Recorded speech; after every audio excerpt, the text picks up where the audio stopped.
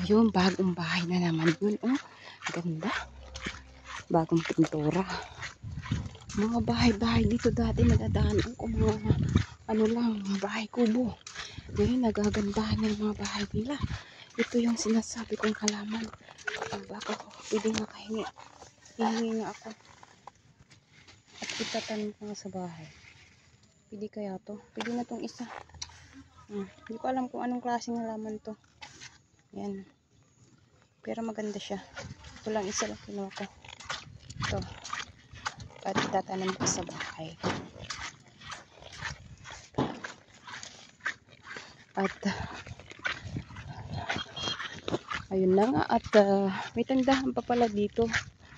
Diyos ko.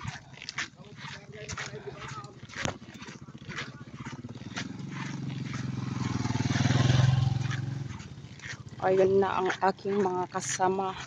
Nauna na po sila. Yun.